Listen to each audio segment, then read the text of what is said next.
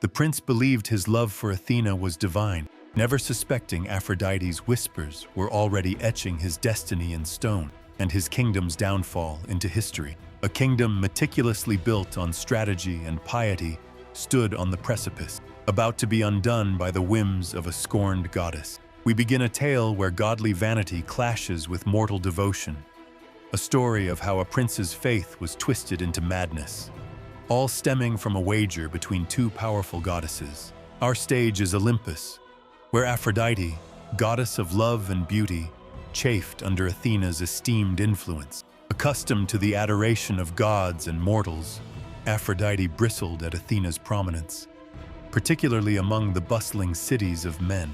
She found Athena's cold logic and strategic guidance tiresome, mocking her lack of what Aphrodite deemed true power, human passion. On Olympus's shimmering peaks, amidst the ambrosia-scented air, a subtle tension simmered, a clash of philosophies, a battle for influence over mortal hearts.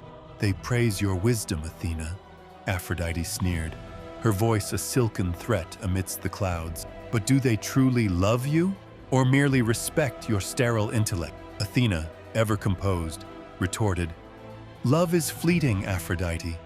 Wisdom builds empires." Athena's words hung in the air, a stark contrast to Aphrodite's flamboyant presence. But Aphrodite craved more than respect. She desired adoration, the kind that fueled myths and sparked wars. Driven by spite and boredom, Aphrodite issued a challenge, a wager. She would corrupt a mortal, a prince utterly devoted to Athena, and make him forsake his kingdom for a twisted love, a love fueled by obsession. The stakes were high. If Aphrodite succeeded in defiling Athena's temple, she would claim the title of Protector of Cities, solidifying her influence over the mortal realm and proving, in her mind, that even twisted love held more power than wisdom. The gauntlet was thrown, the challenge accepted. The fate of a prince, a kingdom, and potentially the divine order itself hung in the balance. Enter Prince Leonidas of Argos, a ruler known for his piety, strategic mind, and unwavering devotion to Athena. Leonidas embodied the ideal leader. His kingdom thrived under his careful guidance, his decisions tempered by logic and a deep understanding of statecraft.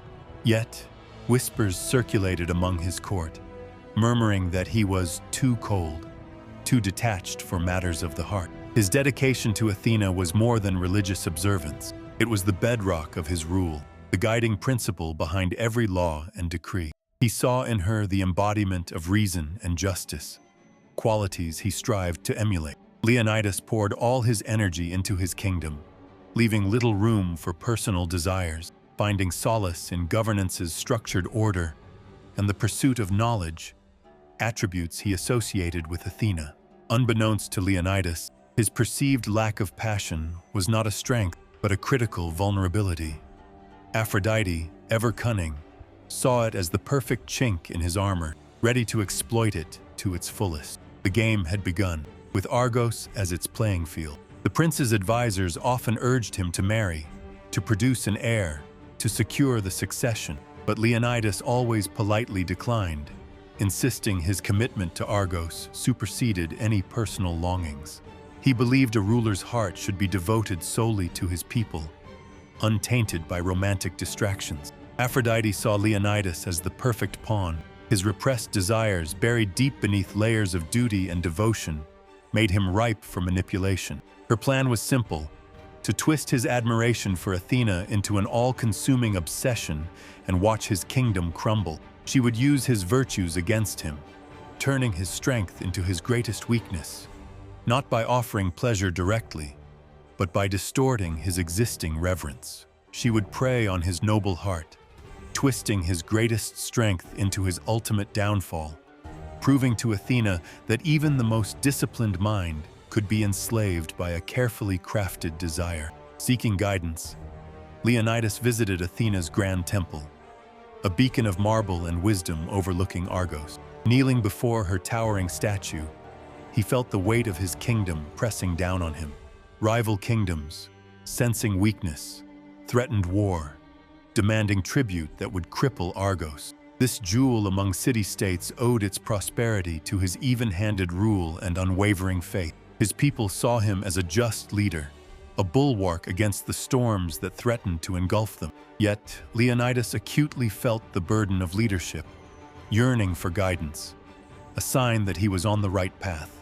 He prayed to Athena, not for victory, but for the wisdom to negotiate peace, to preserve his people and their prosperity. "Grant me the insight to navigate these treacherous waters," he whispered, his voice echoing in the vast chamber. "Guide my hand, that I may protect Argos." As Leonidas prayed, Athena appeared in a vision, shimmering with celestial light. She urged caution, diplomacy, and restraint. "Patience, Leonidas," she advised, her voice a calming presence. "Seek counsel, listen to your advisors, and avoid hasty decisions. War is a last resort." The vision faded, leaving Leonidas humbled and determined to heed her words.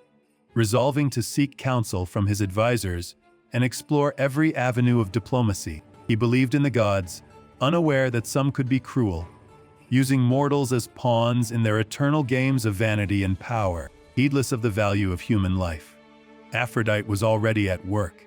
Disguised as a humble priestess, she approached Leonidas, offering a divine elixir, claiming it would enhance his connection to Athena. In reality, it was a fall brew of ambrosia laced with potent lust, a subtle poison designed to cloud his judgment and ignite his hidden desires. He hesitantly accepted, trusting the priestess's guise of piety. As the elixir touched his lips, a strange warmth spread through his veins. The temple seemed to shimmer, the air thick with an intoxicating aroma. A flicker of doubt crossed his mind, a whisper of unease, but he dismissed it.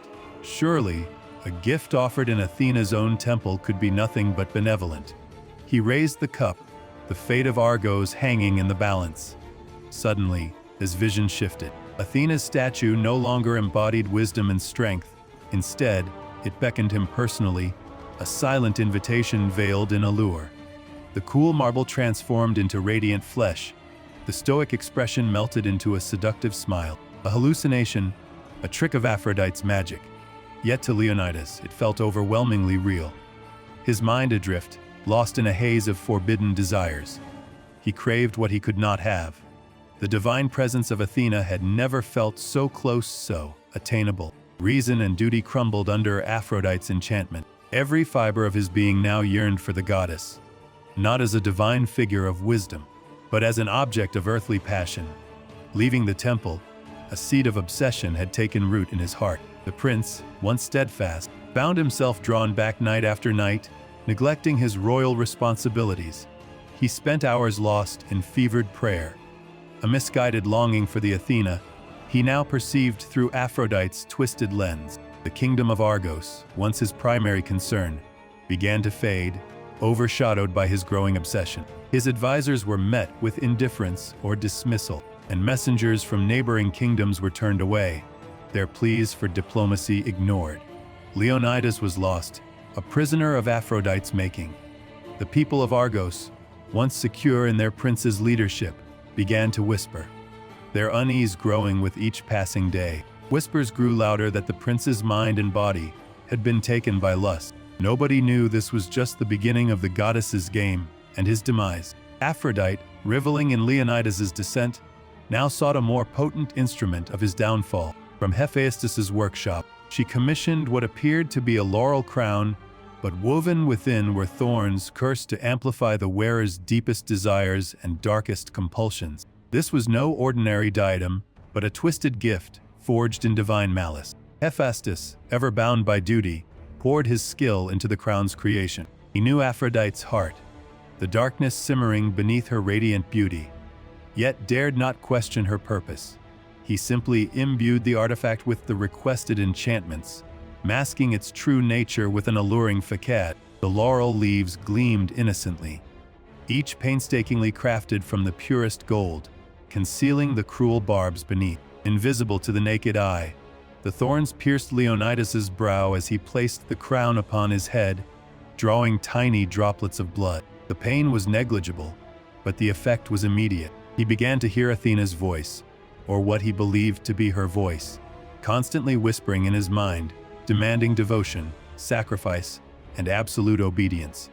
Initially, the voice offered gentle guidance, reinforcing Leonidas's existing beliefs in justice, piety, and the glory of Argos. But as the days turned into weeks, the whispers grew more insistent, more demanding, blurring the line between divine inspiration and obsessive delusion until it vanished entirely. He neglected sleep, food, and the counsel of his advisors, dedicating every waking moment to the perceived will of Athena. He started to see her face in every shadow, hear her voice in every breeze, the crown a constant companion, a source of both exquisite pleasure and agonizing pain. Meanwhile, within the walls of Argos, unease turned to outright panic.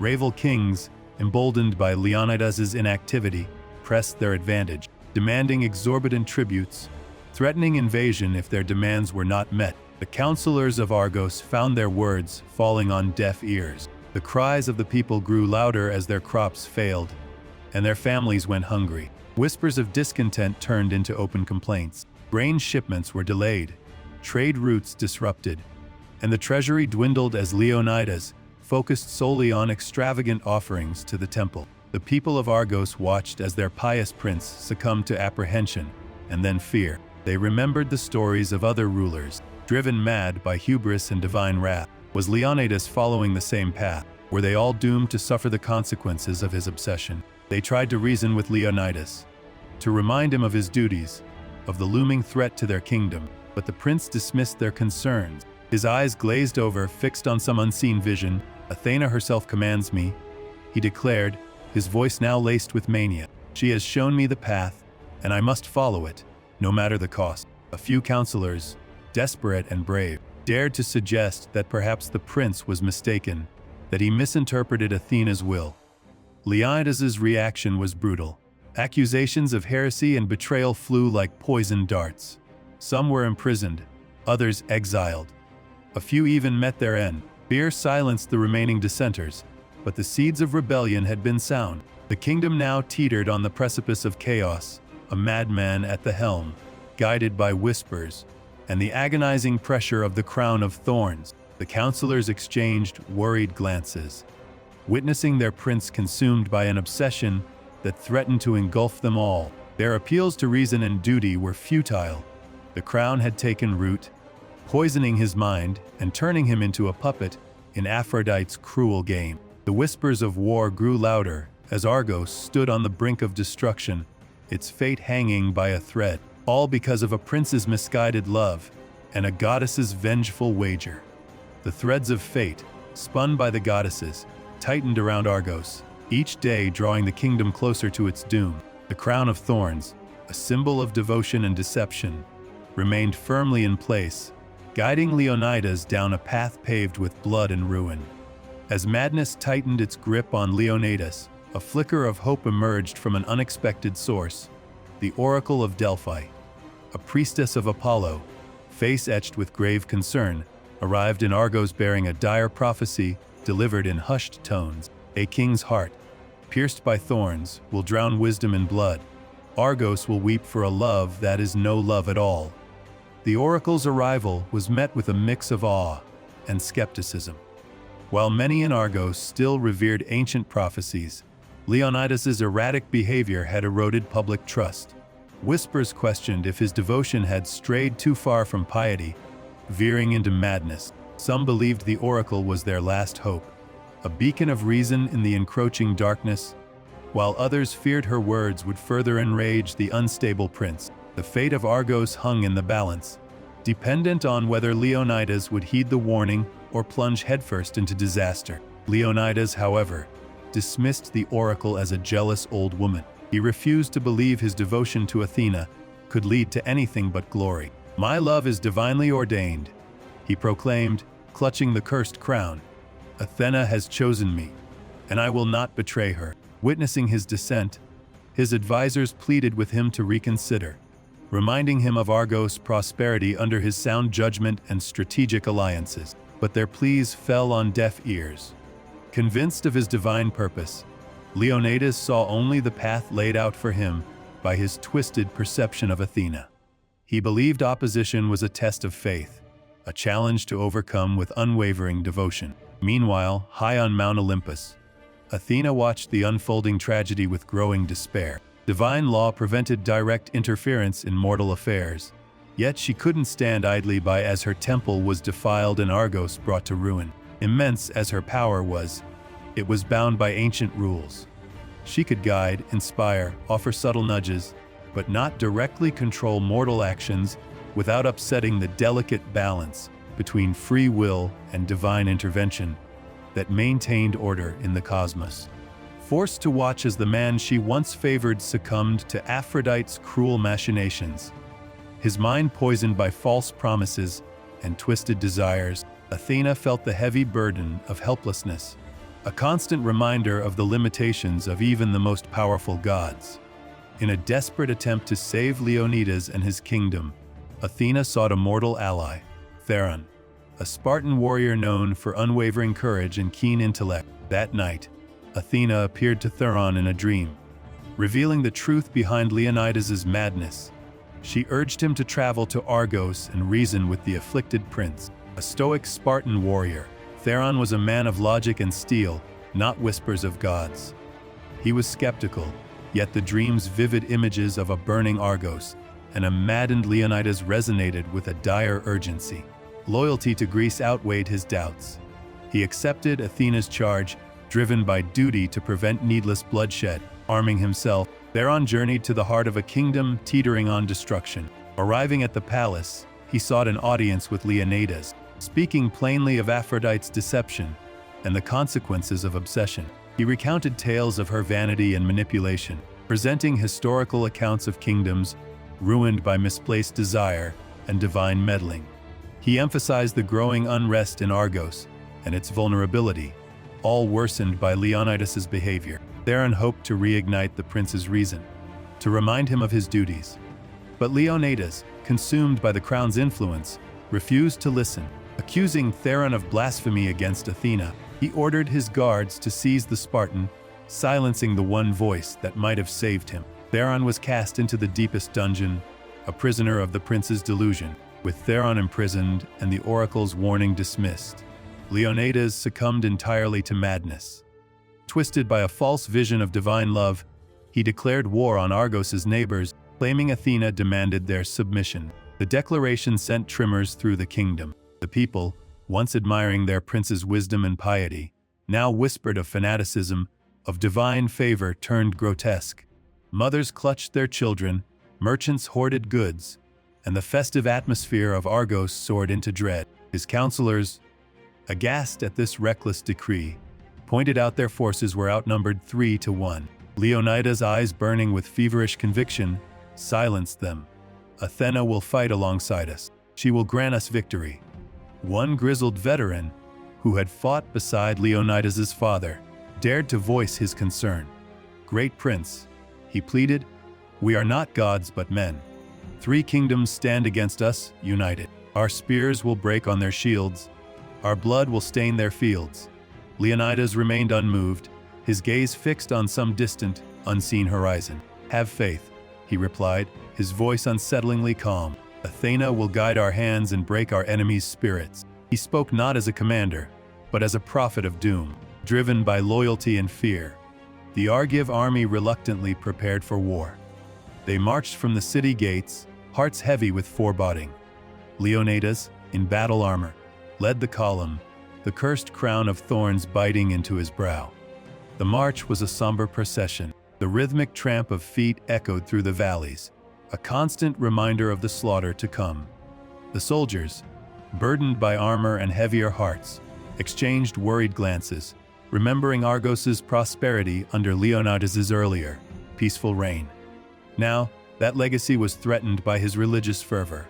The crown, a grotesque parody of royalty, seemed to pulse with unnatural energy, casting a pall over the army. Even the bright Argive banners drooped, their colors dulled by a sense of impending doom. As the army marched towards its fate, Aphrodite's manipulation intensified. She visited Leonidas in dreams, appearing as a radiant vision of Athena. Her voice, seductive and commanding, whispered, "Prove your love to me with blood. Let the earth drink the blood of your enemies, and Argos will be blessed forever. These dreams grew vivid and disturbing. Aphrodite, cloaked as Athena, appeared amidst swirling clouds and celestial light, speaking of sacrifice and devotion, her words laced with venomous sweetness.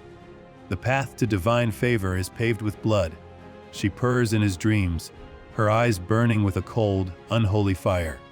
Only through unwavering obedience can you prove yourself worthy of my love. Unleash the fury of Argos upon your enemies. Show them the true meaning of devotion.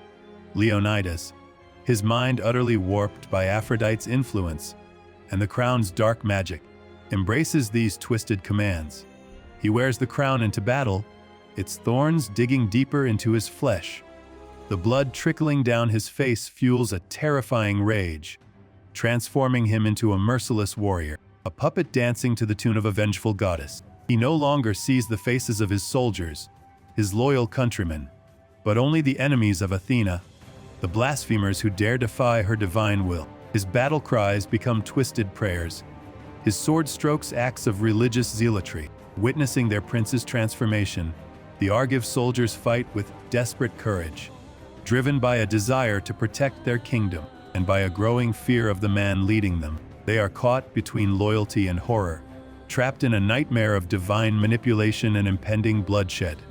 The once noble Leonidas, a beacon of hope for Argos, has become a harbinger of death, his reign of piety twisted into a reign of terror.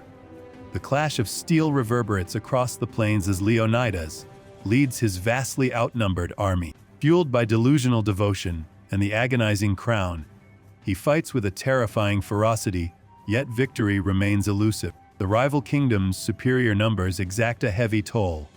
The battlefield becomes a chaotic tapestry of clashing steel, desperate cries, and death's grim dance. Argive soldiers, once proud and disciplined, now fight with the hollow-eyed desperation of men facing their doom. Their formations crumble under the relentless enemy onslaught. Leonidas, a whirlwind of fury and steel, cuts through enemy ranks, his crimson cloak whipping around him. Each swing of his sword is fueled by Aphrodite's whispers.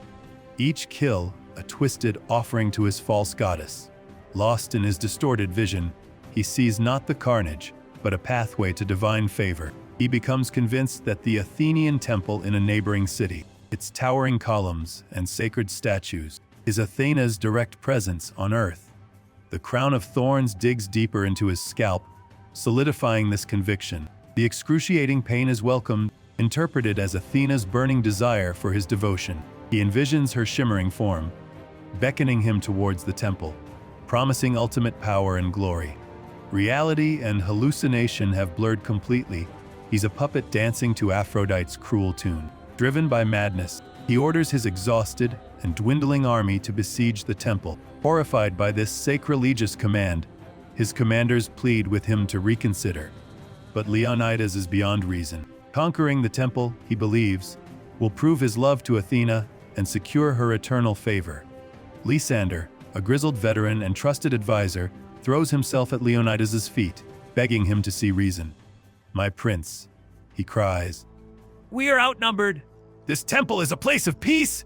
We will be slaughtered." Leonidas stares down, eyes burning with fanatical intensity. Athena desires this, he declares, his voice resonating unnaturally. "She has shown me the path to victory. Those who stand against her will be crushed." Lysander, realizing his prince is lost, weeps in despair as the order is given. The siege descends into a bloodbath. The temple's unarmed priests and priestesses desperately try to protect their sanctuary, but Leonidas, consumed by fanatical zeal, shows no mercy. He orders his soldiers to slaughter all who resist, their blood staining the temple's marble floors as Argive soldiers, driven by fear and obedience, storm the gates. The screams of the innocent mingled with the clash of steel, and the death rattles of the dying, a horrifying symphony rising to Olympus. Sacred statues were toppled, ancient tapestries ripped to shreds, and the air grew thick with the stench of blood and burning incense. Leonidas, face contorted by religious mania, led the slaughter himself. He cut down priests and priestesses, utterly convinced he was fulfilling Athena's will. High above, on Mount Olympus, Athena could bear no more. She had watched, aghast, as her devoted prince was twisted into a monster, his piety perverted into madness. The desecration of her temple was the final, unbearable act. She had hoped thereon, the Spartan warrior, could break through Aphrodite's web of delusion. But Leonidas had descended too far into madness, consumed by twisted love. Now, witnessing the ultimate sacrilege, she knew she could no longer stand aside. The balance of power between the gods was delicate, and direct intervention forbidden. Yet, the consequences of inaction were graver still, threatening to corrupt the very essence of fate. A lightning bolt ripped from the heavens, striking Leonidas at the altar of her desecrated temple. The prince fell, his body convulsing as the cursed crown tumbled from his head. But it was too late. His blood had already seeped into the temple's foundation, forever tainting its sanctity. Olympus erupts. Zeus, king of the gods, thunders his condemnation. Aphrodite, you have sown chaos and destruction among mortals. This war is your doing. His voice echoes across the celestial realm, shaking the foundations of their immortal home. The other gods murmur, some in fear, others in morbid curiosity, knowing repercussions will follow. The air crackles with raw power. Lives have been needlessly lost, kingdoms have fallen, all because of a petty wager fueled by vanity. Defiant, Aphrodite meets his gaze. Mortals choose their own paths, Father. I merely offered a temptation. Leonidas was free to resist. Athena steps forward, her eyes burning with cold fire. She is not intimidated by Zeus's display, but heartbroken by the devastation of Argos. She loved the city, admired its devotion to wisdom and strategy. Now it is a blood-soaked memory. This was no mere temptation, Aphrodite. You deliberately crafted a tool of madness, preying on a mortal's devotion and twisting it into unholy obsession. The crown of thorns! It must be destroyed. Its curse will plague humanity. Her hand clenches into a fist, barely containing her rage. The crown is a symbol of Aphrodite's cruelty and the corrupting influence of unchecked desire.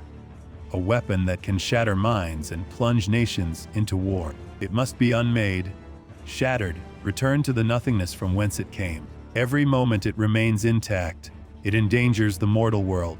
A siren's call to those susceptible to its dark allure. A sly smile plays on Aphrodite's lips.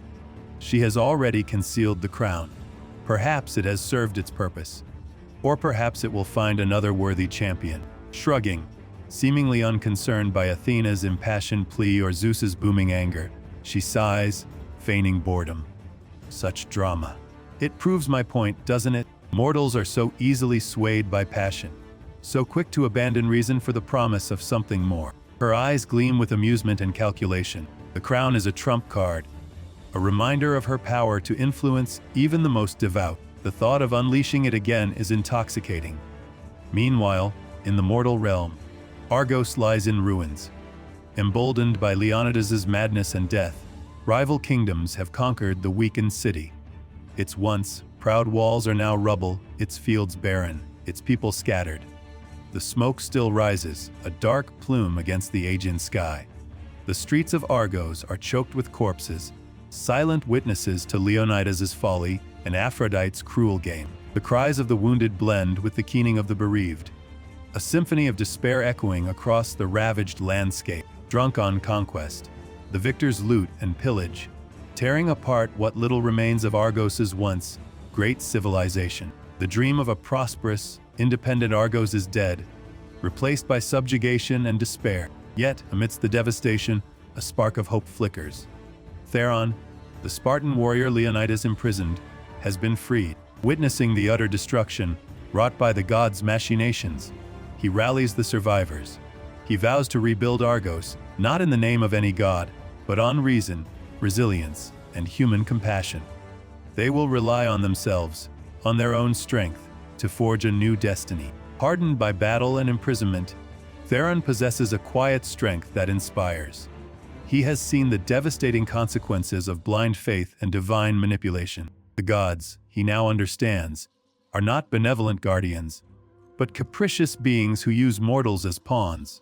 Humanity must chart its own course, guided by reason and compassion, not the whims of the immortals. His voice, though wary, rings with conviction as he addresses the huddled masses. "We will rebuild," he declares, his gaze fixed on the horizon. "Not for the gods, but for ourselves. We will create a city where wisdom and justice prevail, where human dignity is paramount. We will show them that we are masters of our own fate." Centuries drift by, and the tale of Leonidas becomes a cautionary legend, a whispered warning against blind faith and the seductive games of gods. Yet, the crown of thorns, the instrument of his downfall, remains hidden, a dormant seed of madness awaiting fertile ground. Time buries cities and empires, but some objects retain the echoes of tragedy. This crown, wrought in dark magic and fueled by divine spite, becomes a ghost story murmured in hushed tones. Sailors claim to see it glinting on forgotten shores, soldiers swear it's buried with fallen kings, and merchants whisper of accepting it as payment from men with vacant eyes. Each sighting is followed by misfortune, war, or madness, solidifying its cursed reputation. The very earth seems to reject it, shifting sands burying it time and again, only for an unsuspecting soul to unearth it anew. Centuries later, it resurfaces in Sparta. A brilliant, ambitious general named Clerchus, renowned for his strategic genius and unwavering discipline, discovers the ancient artifact in a forgotten vault. Victories at Marathon and Plataea had cemented his fame. Many considered him a second Leonidas, though more cunning and less idealistic. Seeing the world as a game of calculated risks and decisive actions, he believed himself immune to superstition, a man of logic who could dissect any mystery with cold, hard facts. When the crown was presented to him, unearthed during the excavation of an ancient battlefield, he scoffed at the accompanying tales of madness and ruin. "A trinket," he declared, "nothing more than a bauble for the superstitious." But as the thorns, long dormant, pierce his skin, the general, once a paragon of reason, slowly descends into a spiral of paranoia and delusion. He sees enemies everywhere, real and imagined. Whispers of divine favor urge him to conquer and dominate in Sparta's name. His dreams are haunted by vast armies, marching under his banner, conquering the world. But the faces of his soldiers are contorted in agony, their eyes filled with a terrifying emptiness. He awakens in cold sweats, his heart pounding, the whispers still echoing in his mind. During councils, he lashes out.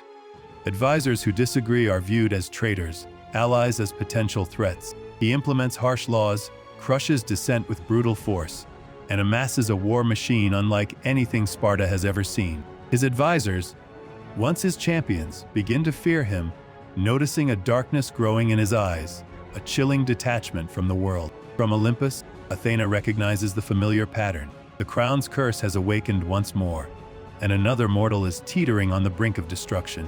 Athena knew divine intervention was futile. The curse could only be broken by mortal will. She understood the insidious nature of Aphrodite's magic. It preyed on ambition, twisting noble aspirations into destructive obsessions, amplifying hidden desires until they consumed the soul. This wasn't simply about power, but about an insatiable thirst for validation. Though she could guide, direct interference was forbidden, inviting Zeus's wrath and disrupting the cosmic balance. Her only recourse was to gamble on free will. Centuries after Leonidas, a descendant of Theron, a humble blacksmith named Lysander, sensed a familiar darkness rising in Sparta. He knew the tales of Leonidas and the crown, passed down through generations. He understood that the fate of his city, perhaps the world, rested on his shoulders. No hero or warrior, Lysander was a simple man, strong of arm and stout of heart, his strength rooted in unwavering conviction. He remembered his grandfather's stories of Theron, the Spartan who defied a mad king. Sometimes, he knew, the greatest battles were fought not on battlefields, but within the human heart. Lysander confronted the general, now consumed by madness and bloodlust. He fought not with steel, but with reason, appealing to the general's lost humanity, reminding him of Sparta's values of justice and compassion. But the crown's influence was too strong. Lost in delusion, the general attacked. In the struggle, the crown fell. With a desperate surge, Lysander smashed the cursed artifact, shattering its power forever. Lysander's act was more than desperation. It was defiance against the gods, a declaration that mortals, despite their flaws, could shape their own destiny, free from divine whims and cruel curses. But the crown claimed one last life, freed from its influence for a fleeting moment. The general recognized the horror of his actions. Overwhelmed by guilt and remorse, he took his own life. Olympus holds its breath. The echoes of Leonidas's tragedy still reverberate through its silent halls as Athena and Aphrodite meet once more, their ancient animosity now seasoned with the bitter weight of what they've wrought. Athena, ever regal, betrays a flicker of unease in her usually composed face. Aphrodite, radiant as always, holds her head high, but disappointment shadows her bright eyes. The air crackles with unspoken accusations as each goddess grapples with the consequences of her action. Before them lies the battlefield that was once Argos, a stark reminder of their vanity. The whispers of fallen soldiers seem to fill their ears. A haunting question: did they truly foresee such devastation? Zeus, wary of their endless conflict, decrees a truce, an uneasy peace born not of reconciliation, but of a mutual understanding of the devastating consequences of their games. His decree is a plea, born of witnessing too much destruction, too much suffering from the gods' petty squabbles. He implores them to regard mortals not as pawns, but as beings worthy of respect, of guidance free from divine self-interest. Humbled by her near defeat, Athena returns to Argos. There, on the site of Leonidas's downfall, she erects a new temple, a stark monument to the perils of unchecked devotion.